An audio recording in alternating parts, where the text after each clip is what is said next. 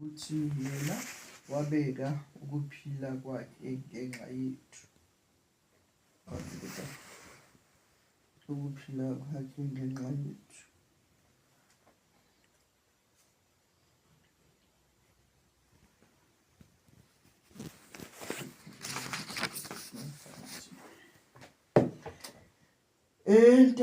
Entabeni eCalvary boni liphansi. Hayi right ma, athi bengisazibuza ukuthi liculwa kanjani. Entabeni eCalvary boni sipha entabeni eCalvary boni siphambano uJesu wafela kuso ethweswa izono. Yeka uthando analo masimthande nathi.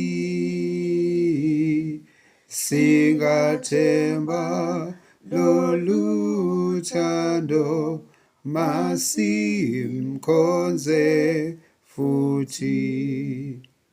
Asinakho ukuqonda ubuhlungu bakhe, kanti nokho siyakholwa wasifela sonke. Yeka uthando analo masimthande nathi. Singathemba lolu thando masimkhonze futhi. Ukusisindisa wafa size sibe ngcwele. Izulu libe elethu ngalikazi lakhe. Yeka uthando analo masimthande nathi. Singathemba lolu thando masimkhonze futhi. Kuye yedwa onamandla kuhlawuli zono. Izulu wasivulela singangena kulo. Yeka uthando analo masimthande nathi. Singathemba lolu thando masimkhonze futhi. John 3 verse 16. Ejini uJesu khuluma noNikodima. Soqala ku verse 1. Uthe masicale ku 14. Ibe i-First John manje lo 101. Yo. Athi ngiyambona lo 1. uJohn isibhekile uJohn. First John.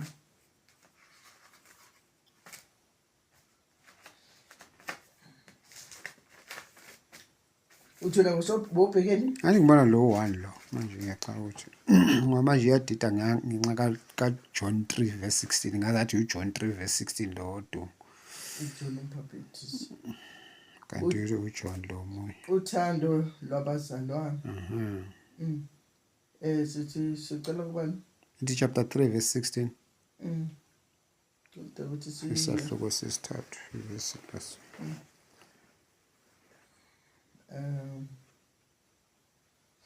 singayiqala ku-13 sifike ku-16 ukuthi nje kodwa ivesi eqondane nale-16. Ningamangali bazalwane uma izwe linizonda. Siyazi ukuthi sidlulile ekufeni sangena ekuphileni ngokuba sithanda abazalwane. Ongathandiyo uhlezi ekufeni. Lo ozonda umzalwane wakhe ungumbulali.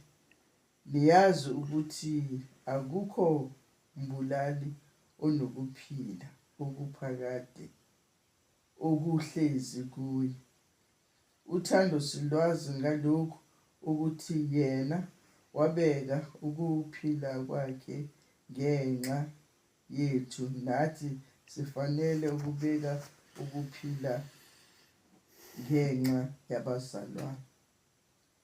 Lana kusho ukuthi yasho ukuthi sindlulile ekufeni sangena ekuphileni. Ekufeni sindlula ngokuthi sivume uJesu Kristu uyinkosi nomsindisi wethu, sibhabhadiswe, sindlule ekufeni singene ekuphileni. Ngalokho uthi siyazi ukuthi sidlulile ekufeni sangena ekuphileni ngokuba sithanda abazalwane. Ongathandiyo uhlezi ekufeni. Ngalo ukuthi mase sidlulile ekufeni sekuphileni sithanda abazalwane. Ongathandiyo umzalwane uhleli ekufeni. Lo ozonda umzalwane wakhe ungumbulali. Niyazi ukuthi akukho mbulali onokuphila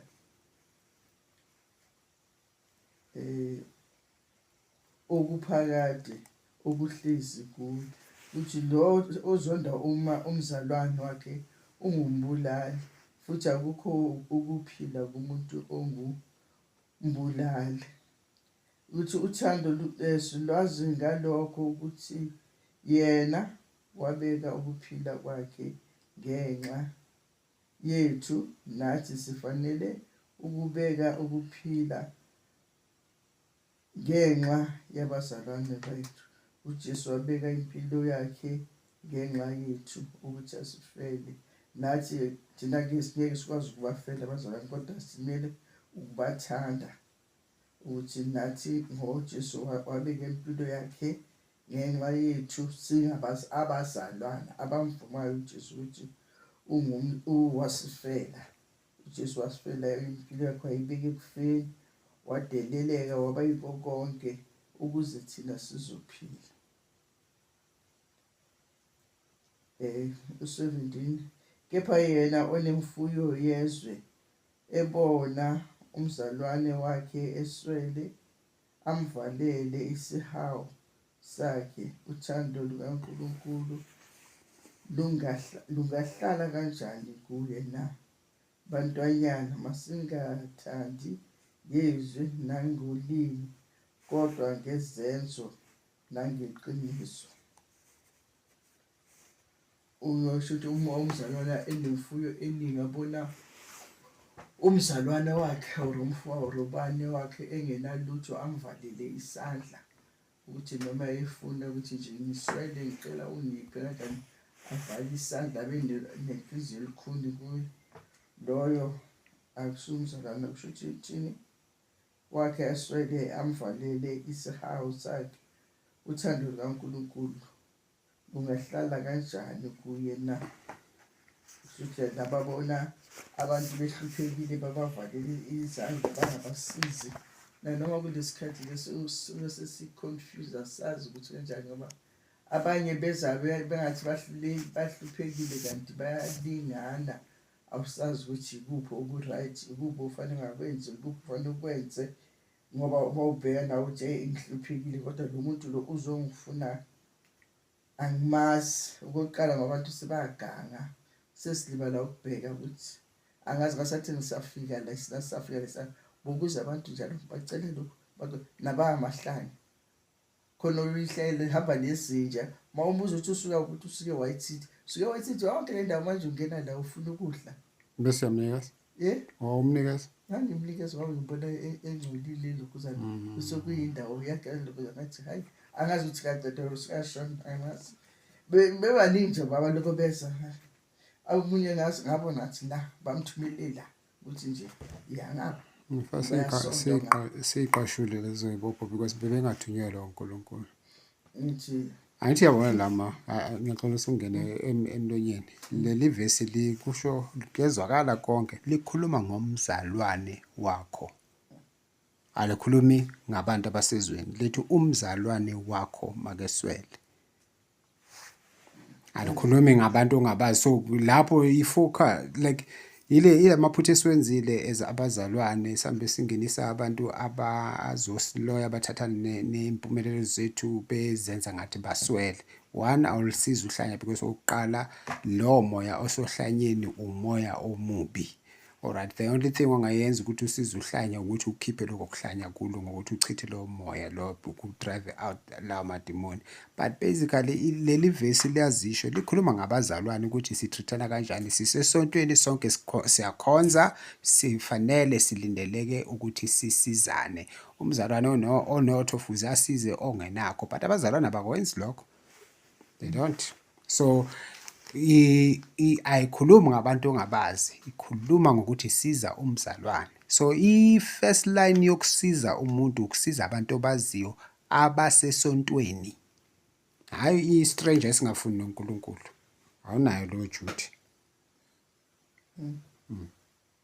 So abazalwane bangafundiseka ba-correcte lezi zinto lezo ngoba hambe singenisa abantu aba-wrong ezindlini zethu kwenzeka izinto ezi-wrong. Ingqikithi indaba leculo u-16 uthando silwaziyo ngalokhu ukuthi yena wabeka ukuphila kwakhe ngenxa yethu nathi sifanele ukubeka ukuphila ngenxa yabazalwane. Exactly. Abazalwane. Thank you. uJesu wabeka wadela ukuphila kwakhe ngenxa yethu nathi kumele njalo ubazalwane senze kanjalo. Hayi kuma strangers ngawazi. Thank you. Number 3 and 4. Ubusisi nisawafa size sibe ngcwele soshintshile. Ungaqhubeka? Liphezulu. Angazi like ama-voice ethi ayashayisana. Ungaqhubeka? Izulu libelethu ngalikazi lakhe. Yeka uthando analo masimthande nathi. Singathemba lolu thando masimkhonze futhi. Nguye yedwa onamandla nguhlawuli zono. Izulu wasivulela singangena kulo. Yeka uthando analo masimthande nathi. Singathemba lolu thando masimkhonze futhi.